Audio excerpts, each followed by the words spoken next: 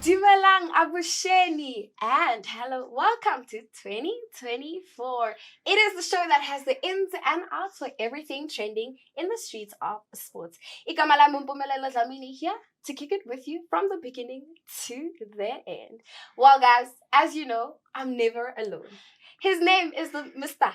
Barak Sir, the content creator, manager. Put a name to it. Hi, how are you? Happy New Year. Happy New Year. I mean, we're very, feels good to be back. And yeah, to the viewers, Sanboniani. Let's talk we never alone. I get alone everywhere we go. Cool, calm, and collected. Yeah. I want to know, 2023 has been an amazing year in terms of being part of UJ Sport. Yeah. As well as content creating for UJ Sport. Most definitely. What was your highlights? I think there's many, things to pick on, and I'm a bit spoiled for choice.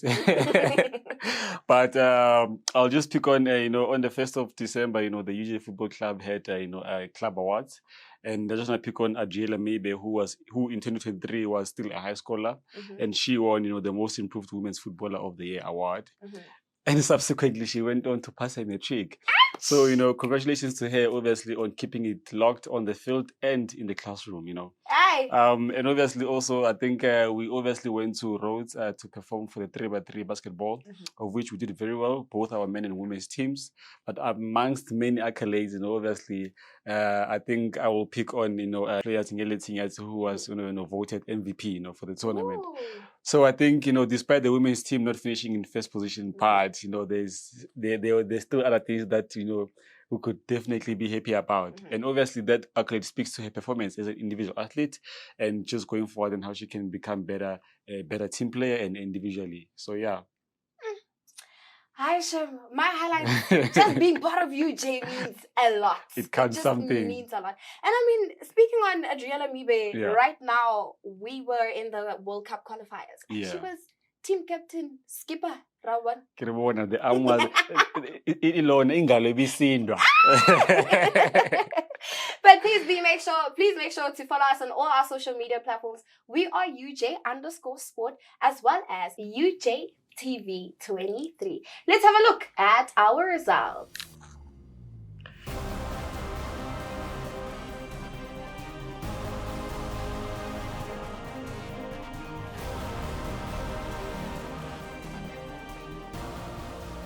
On this week's results, the UJ senior men's football team got back to winning ways after thrashing Snawane Gunners by 4-0.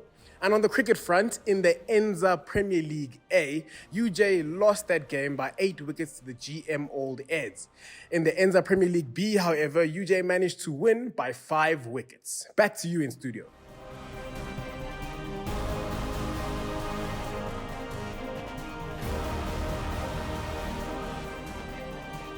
Well, 2024 is a year full of surprises. Mara, guess what? Sinipatele two guests in the studio. Richard Bangalona, our UJ goalkeeper, as well as Elizabeth Mazivezi. Hi guys, how are you? Hi. Don't be shy now. Well, we're talking about AFCON, but before we step into AFCON, we just want to touch base on the Hollywood Super League as well as ABC Super League. How's it looking in those? We can start with Richard. Thank you guys for having me. I'm very delighted to be here. To speak on what's happening in the league, I think it's a very sad moment for us. But we have a lot of soldiers in the team, so we're fighting to try and get ourselves out of that situation. And as things stand at the moment, it may seem to everyone that we're not trying, but we definitely are. And we're giving our all and we're trying our best. The coaches are doing a lot of work on the guys. And also the guys themselves are also doing a lot of work. So we will turn things around. Also considering that we didn't have a preseason, just playing so many tournaments. We played playoffs. After playoffs, we played the main playoffs, then straight into varsity football, then the league, then USAs. So you can imagine that might have had a toll on the guys, but definitely, we're pushing and things will definitely change.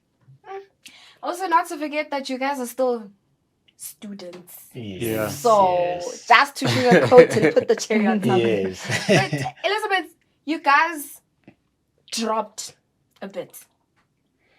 Yes. Explain yourself. How many marks? We didn't finish on the best positions as we would have hoped, and we didn't achieve our goals. But this year again is another chance and opportunity to also just climb up the ladder, at least be in the top 5 and work from there. Yeah. Bye-bye.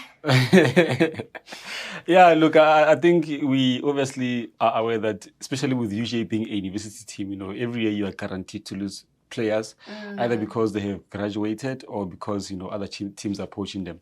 So in 2022, the women's team, obviously finished in 5th position. In 2023, they dropped the position lower.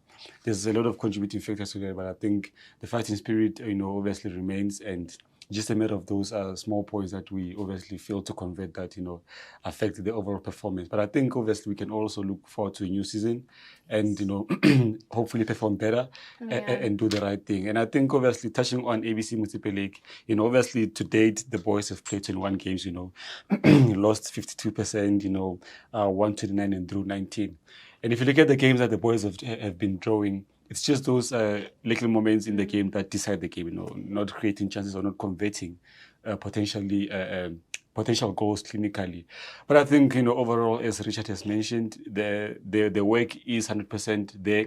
It's just a matter of finishing the game when you have to. If we reflect to the recent game, we led 1-0 just into the halftime, and somehow, the opponents managed to draw, to score an equalizer and unfortunately score a winning goal in the dying seconds of the game. So it's those things of when you win a game, knowing that it's crucial to win. When you're leading, do you now sit back and defend, or do you continue attacking? And it's those small things. But I think in conclusion, obviously, we are scoring goals, it's just, but the problem for me is the performance inconsistency, in a sense that they end up having to chase the goal difference, obviously, which does affect the final standings towards, the end of the league. Yeah. But I want to make a statement that, they still have 12 games left, for the season, which is obviously potential 36 goals, give or take. Yeah. Not that they're going to win all the games, but it is very much possible. So they definitely can get out of the red zone and avoid relegation. And I think that is the goal for this season, because it's the first time ever they play in this league. So they're still adjusting and, trying to find their feet. But also that's not an excuse of their performance, but experience does count as well, definitely. Yes, so I don't think they will get relegated. No. Never. Yeah, It's like you guys are here to plea your case with me at this point. But in the spirit of enlightenment, the new season is about to start with the ladies with the Hollywood Super League. Yeah. We're looking forward to it. Gentlemen, 12 games. Sila, I mean, we're not expecting anything besides doing well. It's your first time in this league. So for the fact that you guys are not at the bottom compared to other teams, it means a lot. It really means a lot. But on the happier side and more enlightening mode, we have AFCON. Yes. And fun facts, Rowan Williams got the Golden Glove. Yeah. Yes. Fun fact, Richard Banga got the Golden Glove. In varsity football. In varsity football. Yeah. And Elizabeth, our own goalkeeper as well. What does this actually mean to you? As well as placing 3rd, never done before in how many years with the AFCON? 24. Yeah. That is Richard's age, sorry. No. But yeah, what does it really mean to you guys as goalkeepers? What does it actually mean? I think it's the role modeling that comes into play. We've heard the name Kuna being sung for such a long time in Africa. It's a new era for Williams to come up and inspire a new generation. And for us, it's just new way of looking at it. The endless possibilities when you're in goals. You can come back from just an ordinary tournament and be outstanding. But it's the work that he has put in. It's his position in the team as a leader. You take that in as a goalkeeper, and you want to work towards that and be like him and take all that inspiration, take those saves, go back and look, what did he do, those positioning moments. Yeah. Bangalon, you've been in that space of penalties. Yeah, Many he's times. saving them. Many What- times. Take us through the emotions from extra time equalizer to that first ball placed on that mark. I won't lie to you. It's a really stressing moment because you feel as though you have everyone's weight on your shoulders. Yeah. You have to actually hold that, take that with pride, and it's not many times goalkeepers get noticed for their heroics, especially when there's 10 other players playing on the pitch. So the goalkeeper's job is more or less overlooked. So at that moment, you feel as though it's your chance, your time to actually shine. And I think Ronwen Williams took it. He waited for his time also. Yeah. That's one thing, because many of the times we feel as though things are happening and not anyone is seeing us. But then when the right time comes, that's when God decides also to say, no, you know what? Yeah, it's your moment now. It's what you do with it. I can't really get in and do much.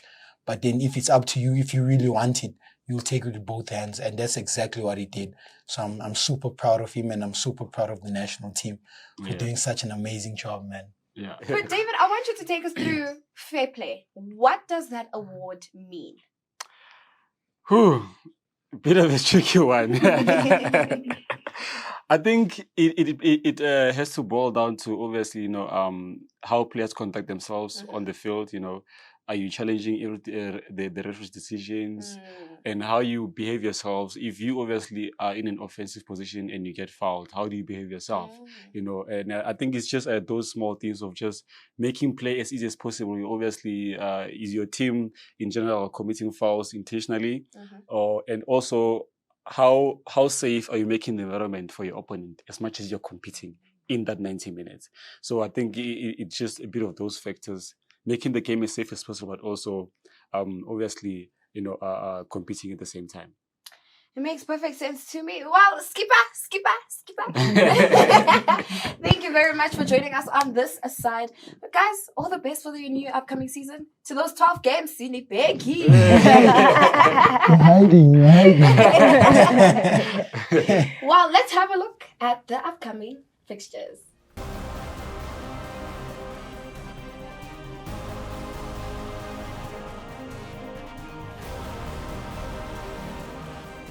All right, let's take a look at what's coming up in your world of sports. We've got the ABC Motsepe League on the 17th of February, where UJ senior men's football team will do battle against Pele FC. Now, after getting back to winning ways last week, UJ will be looking to build momentum in this match. So it's definitely one you do not want to miss. Let's move on, though, to rugby, where the highly anticipated FNB Varsity Cup returns. UJ's Orange Army will travel away from home to take on FNB CUT. This match will happen on Monday, the 19th of February. Hashtag rugby that rocks.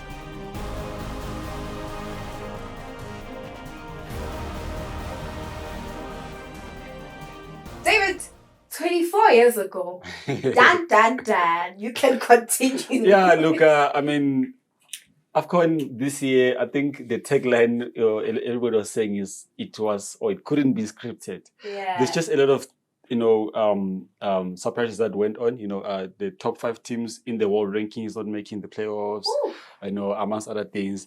But obviously, coming to Bafana, I think obviously publicly or on social media, they were written off before the tournament, obviously by people. But I think they've really performed, as unexpected by many. They really did great, and obviously finishing in 3rd position.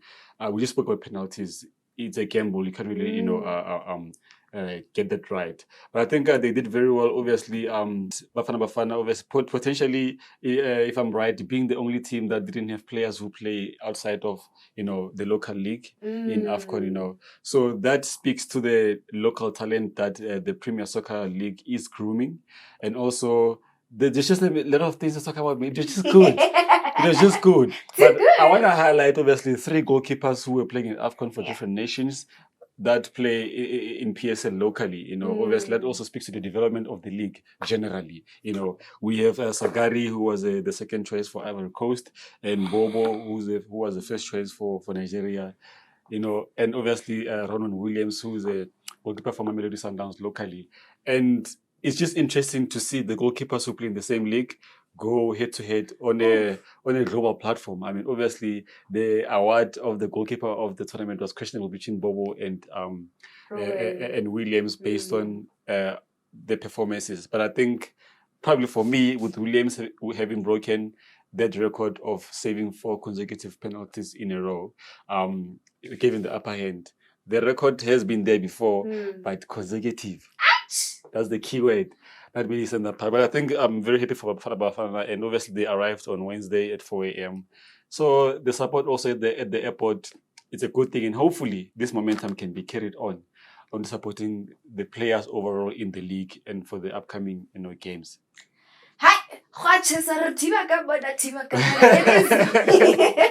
It is eventually AFCON. And a big shout out to our gentlemen for putting out a very outstanding performance out there. But we're not done. We're not done. In terms of football. Those under 17, done. Looking at the scoreboard, it's unfortunate that the girls didn't obviously find the back of the net in the 2 games, and they conceded a lot of goals in the 2 games. I just want to pick it up from 2023, obviously, when they were playing Burundi, they drew both games with a 0-0 and a 2-2 draw. So competitively, they were able to hold their fort. But in 2024, we're seeing a change in terms of the scoreline, And in 2023, they were coached by coach Maud Kumalo, who is now the head coach of the Tuks senior women's football team. And she said, obviously, in a closing comment of the tournament when they played Burundi last year, or of the qualifiers, in her view, the team lacked tactical capacity, which is what contributed to the way the team performed. In 2024, we see the same team being led by a different coach, which means there was a change in the technical staff of the team. Coach Ntabele Mudiko, aka Black Dunga, who's also a coach at UJ. Yes. And I see this as a thing that affects performance in a sense of when you get a new coach, they come with their own coaching philosophy and their own style of play. And then you have to look at the period that the team was in camp or how much time did they have to prepare. So to justify the way the team performed, in my view, the change of the coaching philosophy and the style of play contributed to the result. It's just unfortunate they couldn't score. But then again, there's still games to come, so we're hoping that the ship can be turned around. Enough of football.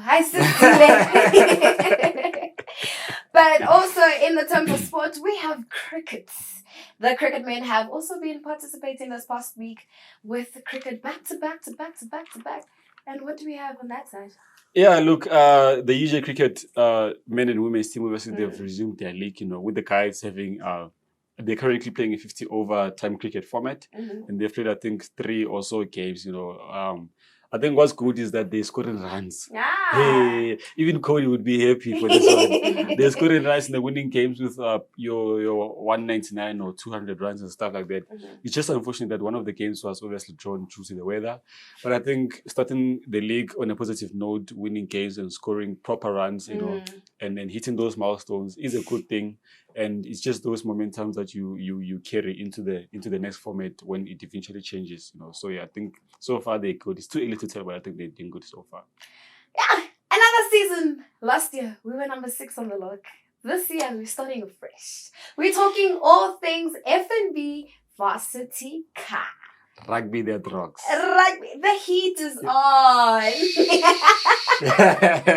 Well, for those that still want to know, we have our first official campus launch on the 23rd of February. Be sure to be there around the student center from 12 until 2. But David, you were the man behind the lenses last year. Yes. We were number 6. Yeah. It was not great. We started off a bit shaky. We went up to winning against all odds. Yeah. And then we ended up being number 6. Yeah. Not getting relegated, but we're still maintaining. This year, what does it look like? Paint a picture. Yeah, look, I have to comment, the presence of Coach Jonathan Mukwena at UJ. Yeah. When he came, UJ was at the brink of getting relegated. The same year he came on, we got out of the zone and we finished, in a better mid-table. And then obviously in 2023, we finished on 6th position as well. It goes back to the decision-making and the fine margins on the game. When we played Wits away, we led 33-0 at halftime. Mhm. At full time, we lost 35-33. I don't know what happens on the field, but those are some of the things that happen. From winning the game and to losing. And you play against your UCT Ikes in Cape Town. You're playing against the wind at 7 p.m. You're kicking a last-minute penalty. Mhm. The ball just dips just before the goalpost. Beating Matisse on home soil, which is obviously was a big win. Mm. So I think the structure is there. The system is there and it's working. Yeah. We just have to capitalize on that 1-2 games that could have led us, into the next phase. We lost to Kofsis with 1 point. It's those small things that if you won that game, you're getting maximum points and you make it in the top 4 and you fight it from there. Hi, let's not speak too much about it because right here next week, we have those captains joining us in studio. But from my side, David, any last comments? Anything? Yeah, look, I think obviously we have to, hunt Varsity Cup quite a lot more. But I think it's going to be a very great season, I'm excited to see what's going to happen on Monday Night Lights. 26th of February, the first home game at the UJ Stadium. You don't want to miss that. But stay tuned to our social media pages and we'll keep them updates coming for you. Otherwise, yeah. And those social media platforms are UJ_sport as well as UJTV23. My name is Mpumelelo Dlamini City. Siyabonga for joining us on today's show. Until next time, that's where we're at. That's where we'll be. And cut.